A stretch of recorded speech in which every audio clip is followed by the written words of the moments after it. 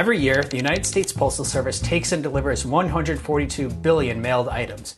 If it needs to go from point A to point B anywhere in the US, the post office can do it. It survived the Civil War, 2 World Wars, the Great Depression, and the upheaval brought by the internet and email. But it's currently more than $160 billion in debt, and it's telling Congress it will run out of cash by September and needs a $75 billion infusion. How did this happen? The U.S. Postal Service has been delivering mail since before the Declaration of Independence was even signed. In 1775, Benjamin Franklin was appointed Postmaster General, and it was Franklin who handled the distribution of letters from Congress to its armies during the Revolutionary War. President George Washington signed the Postal Service Act, which authorized Congress to create the U.S. Postal Service. This established routes and made it illegal to open anyone's mail. What matter if it took 2 weeks to go from New York to Atlanta? Over a month to St. Louis. If the letter from Uncle Ben arrived a day or so later, nobody fussed. In 1823, it started using waterways to deliver mail, then began using railroads. 1847 saw the first issued stamps. And then the famed Pony Express debuted in 1860.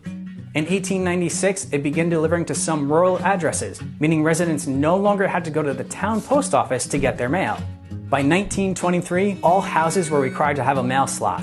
And in 1963, zip codes made their debut. What a system! As you can plainly see, just 5 little numbers, quick as can be. But what really transformed the post office into what we know today, that happened a few years later. The post office stands to be swamped, overwhelmed, drowned in a sea of mail. Where do we go from here? In 1967, the Postmaster General testified before Congress that the post office was in a race with catastrophe. There were all sorts of backlogs, and sorting room floors were bursting with unsorted mail. Combined with a postal worker strike in March of 1970, led to the Postal Reorganization Act and established the United States Postal Service as we know it today. The Post Office Department is leading the search for better ways to process and dispatch mail in the shortest time possible. The act eliminated the post office from the President's cabinet and made the post office its own federal agency. It was set up more like a corporation than a government agency and had an official monopoly on the delivery of letter mail in the U.S. It also set up the elimination of the post office's direct government subsidies, which were completely phased out in 1982. The post office has been operating without any taxpayer money since. Competition from UPS and FedEx made the post office innovate on its offerings, like introducing express mail. But since its most lucrative service was first-class mail, the USPS didn't have to worry too much about competing with other companies. In fact, the post office has partnered with both companies in the past, like when it signed a deal in 2000 that contracted its air delivery of first-class, priority, and express mail to FedEx. So basically, the USPS was fine. First-class mail volume peaked in 2001 at 103.6 billion pieces of mail. It operated at a loss in the first couple of years of the 21st century, but by 2003 it was back to operating at a profit. In fact, from 2003 through 2006, USPS recorded a total $9.3 billion profit. That all changed at the end of 2006. H.R. 6407, a bill to reform the postal laws of the United States. Enter the Postal Accountability and Enhancement Act, which was passed by the Republican-controlled Congress and signed into law by President George W. Bush. Up until this point, the post office added to and removed from its retiree pension and healthcare accounts on an ongoing basis, putting money in as needed based on its current retirees. This model is similar to the way many other companies and corporations fund their own healthcare pensions. This act changed all that. It required the post office to calculate all of its retiree pension and healthcare costs for the next 75 years, including for people it hadn't even hired yet, and put away enough over the next 10 years to cover them. To put this in perspective, that'd be like you only working from age 18 to 28 and then expecting to live on that income until you were 103 years old. The timing for this was not ideal either. Email, texting, and online payments had begun to chip away at the post office's main business, first-class mail, which had slowly been declining since its 2001 peak. But even that decline wouldn't put the post office in the negative. If not for the 75-year pension and healthcare obligation, the USPS would have reported operating profits for the last 6 years. Once the bill was enacted, the USPS had to contribute about $5.6 billion a year for people who had not yet retired, in addition to the normal amount for current retirees.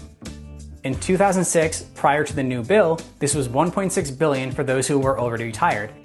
In 2007, USPS had to put away 625% more, about $10 billion, to cover both current and future retirees. This gave the post office an annual loss of more than $5 billion for the year. Additionally, the new bill restricted the post office's ability to set prices. First-class mail, marketing mail, and other products the post office does not have a large competition for were all tied to the Consumer Price Index, meaning it couldn't increase rates for those products above the rate of inflation. This has caused various problems, like in 2009 when prices couldn't be raised at all on those products because there was no inflation. The rule has created an environment where packages are the post office's only profitable area. By 2010, the post office's overall debt, which was just over $2 billion in 2006, had climbed to $12 billion. It sounded the alarm to Congress multiple times, and was also the subject of a 2018 Trump administration report saying the pension obligation should be restructured, but nothing changed. In its most recent annual report, the post office said it had incurred almost $78 billion in losses from 2007 to 2019.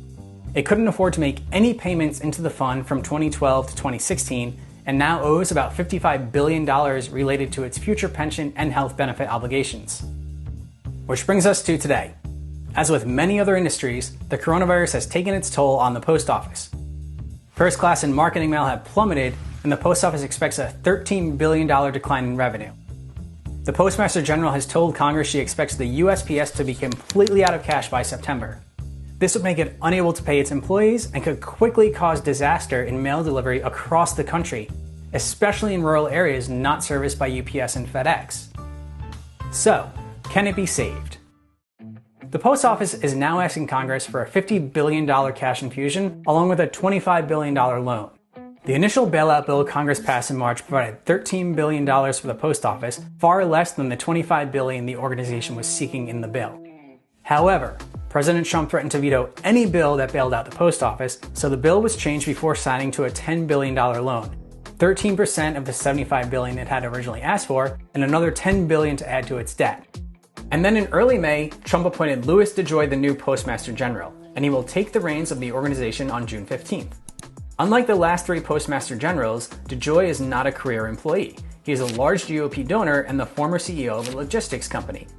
Democrats and ethics watchdogs see the appointment as purely political, not just because of Trump's desire to reshape the post office, but also because millions of Americans may be forced to vote by mail this year.